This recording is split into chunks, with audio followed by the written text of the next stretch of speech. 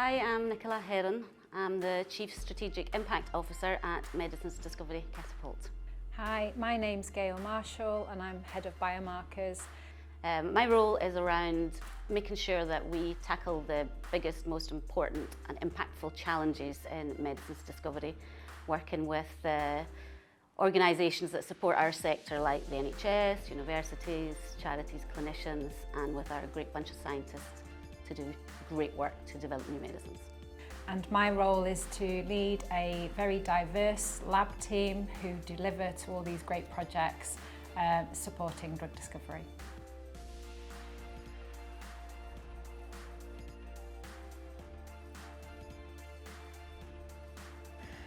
Okay, so what could be done to encourage more women and girls to explore a career in science? Right. So I think engaging early, getting into the schools, doing the sort of stuff that the Catapult likes to do, engage with our local school programmes and excite people about the opportunity of science. Science is not a big, tricky, hard thing. Science is problem solving, working with people and genuinely caring about the world.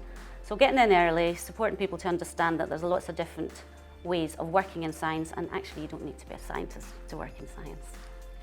And I guess I think there's just one other, is that science, not everything is known already, which is why it's so exciting. So working in science, you're actually finding out new things. So you might be seeing what the school are teaching you, but actually working in science, you're learning new things all of the time. Yeah, and science apprenticeships is something now. So STEM apprenticeships, I think, are a fantastic new way to encourage more people into science. You don't have to be getting 3 A's in your A-levels to be a scientist, absolutely not. There's lots of different ways into science, and you make of it what you make of it once you're in. Okay, so what advice would you give to people wanting to get into science? My advice would be to keep going, follow your dreams. If you don't get the grades that you actually want, I was one of those people when I was younger, lots of distractions, but I just kept with it because I knew what was interesting to me. So you just have to keep going and follow your heart. I think when you're at school, it's only a small sort of percentage that's shared with you, but actually the different opportunities in science are huge. Yeah, I mean, I went to university to do chemistry, not knowing what the life sciences sector was, didn't know what a medicinal chemist was, and once you're there, yeah, you really find out about opportunities. And I chose chemistry because it's such a broad degree. I didn't think I could go wrong if I managed to get a degree in chemistry. Do you like having a job that can make a real difference? Absolutely, absolutely. Yeah, no, it's an incredibly rewarding job to work on so many diverse projects, but actually working very closely with patients so that when we support organisations that are developing new medicines and they actually go into patients and making a real difference, that is hugely rewarding. Yeah, absolutely.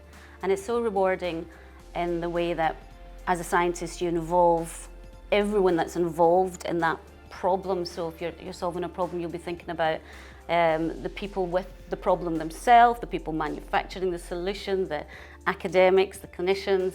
There's so many different people involved in the problem you're trying to solve, and they've all got different motivations. So you're meeting lots of different people all the time, but you're coalescing around solving a really important problem. So yeah, it's really varied. Yes. And very great satisfaction when you achieve. Yeah, something. And there's still a lot to do. Yeah, there's a lot to do. Okay, where do you start when making medicines? How long do we have? Well, yeah, it is a very long process. So it takes around 15 plus years, incredibly expensive. And there are so many processes that are involved, from identifying the target through to identifying what patients actually you're going to treat. So, and there's everything in between, from developing chemical molecules to testing them in the lab to see whether they're going to work or not, right through to then which patients will actually respond. So, and actually making the drug in big quantities, and yeah, there's a huge process involved to get these molecules out there. Does working in science mean you're always in a lab wearing a lab coat? No, it doesn't, because I'm working in science and I haven't worn a lab coat for 16 years. So absolutely not.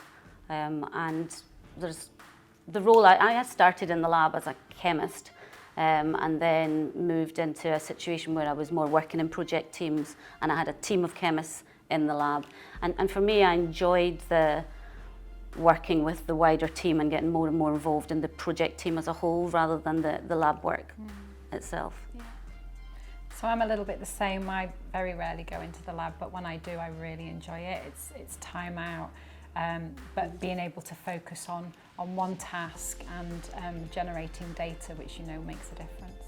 So Gail, what is the difference between a wet lab and a dry lab? Okay, so a wet lab is when you are walking into what is traditional laboratories and actually run experiments like I guess are already run at schools and universities, where you run practicals. You have a question that you want to answer, you go into the lab and you set up your experiment, you record your results and you have a conclusion, and that's your wet lab. Your dry lab is then dealing with all the data that comes from that experiment. And as we progress and technology becomes more and more diverse, we are now dealing with huge data sets, and actually the dry lab takes a lot longer even than some of the wet lab experiments.